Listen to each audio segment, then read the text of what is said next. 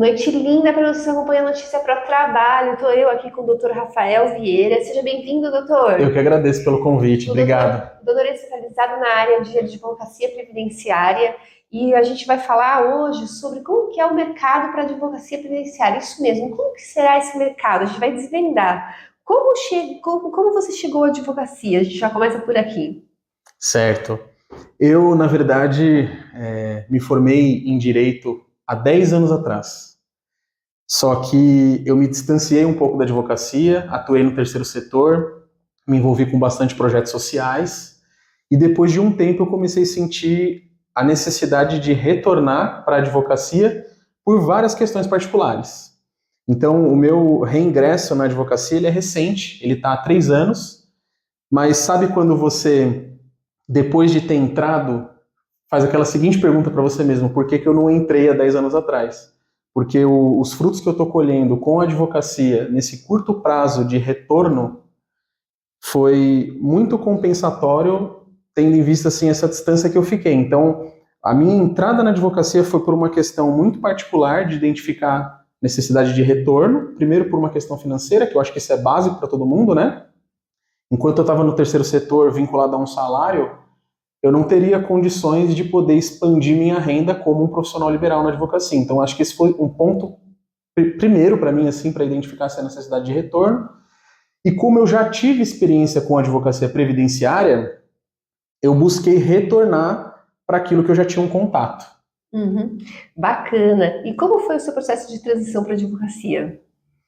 Então, quando eu tomei a decisão de voltar para a advocacia, eu já tinha em mente um projeto de atuação, que era me vincular à área previdenciária. Eu já tinha expertise, depois da pandemia, toda a rede de processo ela ficou digitalizada, então eu já não pegaria uma fase de precisar bater barriga no balcão, então tudo já era digitalizado. A atuação previdenciária ela corre na esfera da Justiça Federal, então o trâmite do processo ele é mais rápido. O pagamento de honorários via condenação judicial, as minhas ações elas são contra o INSS, né? Então, a partir do momento que corre no Juizado Especial Federal, o trâmite de um processo é em média um ano e meio, diferente do que acontece na Justiça Estadual. Então, por diversas questões assim, eu mirei na advocacia previdenciária, porque eu acreditei que nesse nicho de atuação eu pudesse ter um retorno mais rápido, um retorno financeiro mais rápido e uma expectativa de gerenciar os E isso processos, se realizou. e isso vem se realizando. Tá bom. E como você atua na área previdenciária? Como eu atuo exclusivamente no previdenciário, são duas frentes, a frente administrativa e a frente judicial. Então, na área administrativa, eu realizo planejamentos previdenciários e a gente trabalha com concessão de benefícios previdenciários, aposentadoria, auxílio-doença, pensão por morte. Agora, na via judicial, a gente leva para análise do juiz todos esses processos que não se realizam ou não se concretizam na via administrativa para que a gente possa ter uma resposta judicial. Uhum. Então, a atuação previdenciária é basicamente essa. São duas linhas de frente, administrativa e judicial. Administrativa e judicial. E como são os principais ativos de um advogado de início de carreira? Quais são os principais ativos, né? Então, o que eu percebi no meu processo de transição, porque eu estava trabalhando como advogado empregado num escritório, e aí eu decidi transformar a minha experiência nesse escritório num laboratório. Então, o que eu posso aplicar aqui dentro, que eu possa já iniciar um projeto particular dentro do escritório, para quando eu tiver a oportunidade de migrar, eu já tenho uma advocacia paralela desenvolvida. Então, o meu processo de transição começou dentro de um espaço, adquirindo experiência e projetando uma carreira dentro desse espaço. Uhum. E aí, quando eu identifiquei as possibilidades de sair para poder conduzir a minha advocacia, aí eu entendi que era o momento. Então, não sei se necessariamente eu respondi sua pergunta Você agora. respondeu sim. Na realidade, a gente poderia Os ser um pouquinho principais mais ativos. principais ativos. Tá, os principais ativos que eu identifiquei. O que eu preciso para sair? Para conduzir a minha advocacia autônoma? Eu preciso ter dinheiro para provisionar um caixa para pelo menos os próximos 6 meses e eu tenho que ter um pequeno capital de giro para poder financiar alguns custos que a empresa exige. Aluguel, programas de cálculo para poder trabalhar, né, computador e tal. Então, quando eu conseguir projetar isso, eu iria liberar a minha agenda para eu abraçar um segundo principal ativo que é tempo. Então, o principal para um advogado autônomo é ter recurso para poder conduzir sua advocacia e provisionar, porque e se nos próximos meses eu não tiver um retorno que eu esperava? Então, ter esse recurso para projetar os próximos meses foi importante para eu poder dar esse salto para a carreira solo. E com isso, eu não estaria mais vinculado a um escritório. Então, eu passaria a conduzir não 2 advocacias, apenas a minha. Então, o tempo que eu liberei na minha agenda é um recurso indispensável para eu poder seguir com fôlego, inclusive, né, para poder tocar minha advocacia. E como funcionam as parcerias de network na advocacia? Então, tem amigos meus previdenciaristas e outros advogados que falavam, olha, por que você não faz um congresso ligado à sua área de atuação? Mas eu não vou mergulhando nessas imersões, ou em mentorias, ou em congressos com previdenciaristas, eu não vou encontrar o parceiro necessário que eu quero. Então eu comecei a me vincular a outros nichos de atuação para fazer parceria. Então, contabilidade, ao invés de eu me vincular a uma imersão, a uma mentoria, humanos. Exatamente. Então, qual que é outra área do mercado que se liga à minha área de atuação? Por exemplo, advogados trabalhistas, pessoas que mexem com seguro de renda. Então, a pessoa que faz um seguro de renda para quem precisa se afastar para receber auxílio-doença, então, esse cliente de quem vai proteger a renda dessa pessoa, que vai se descapitalizar e ficar recebendo um benefício por um período, é um potencial parceiro para oferecer um planejamento previdenciário, alguma coisa do tipo.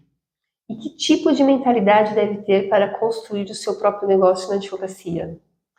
Já é a última pergunta. Nossa, passou muito rápido. Eu entendo assim que para a gente começar, a gente tem que tomar uma decisão muito séria em realmente desenvolver uma conexão com a nossa atuação. Se você não tiver esse desejo forte de se vincular à sua área de atuação para tentar desenvolver tudo aquilo que é necessário para você conduzir o seu trabalho em meio às dificuldades que a jornada vai apresentar para você, você provavelmente vai dar desculpa ou criar obstáculos para você não continuar. Mas o que foi determinante para mim foi tomar uma decisão. Eu preciso fazer isso. Sem essa decisão inicial, eu não teria condições de retomar os estudos da OAB. Como eu te falei, eu fiquei 10 anos longe. Quando eu decidi, ao início de 2022, retornar para a advocacia, em menos de um ano eu consegui passar na OAB. Só eu sei o quão conflituoso foi esse retorno de estudo. Aí me vinculei a um escritório para aprender um nicho de atuação, porque eu queria atuar como advogado. E superando essas etapas do desejo, dessa decisão forte de querer desenhar um projeto, sem isso eu acho que eu não conseguiria.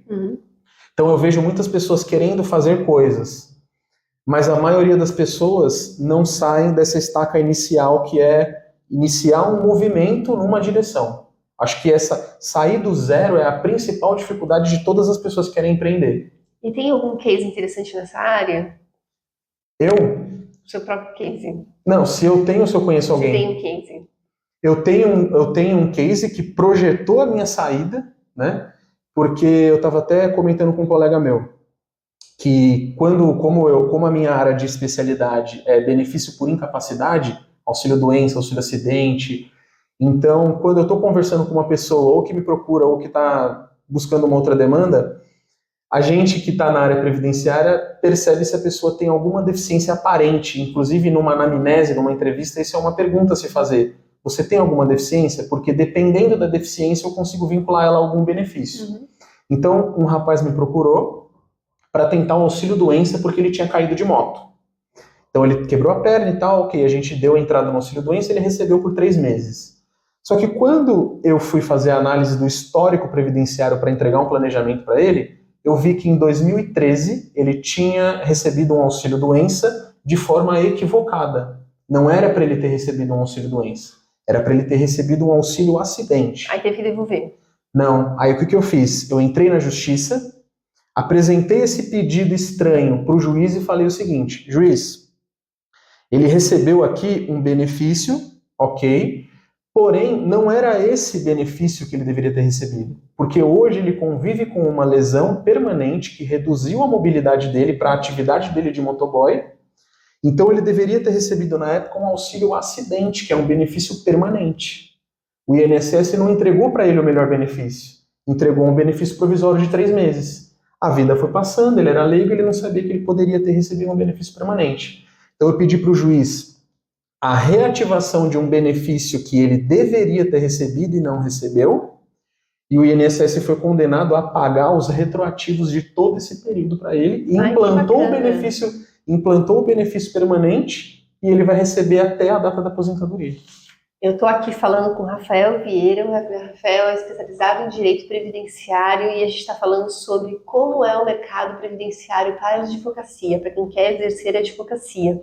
Rafael, quem quiser saber outras informações, faz como? Fala com você através de quais contatos? Sim, eu tenho o meu e-mail, que é rafael@rvsadvocacia.com.br. Tem o meu Instagram também, que é rafaelvieiradosantos.adv. E quer passar o WhatsApp? Posso passar meu WhatsApp, é DDD 11 992 17 0038.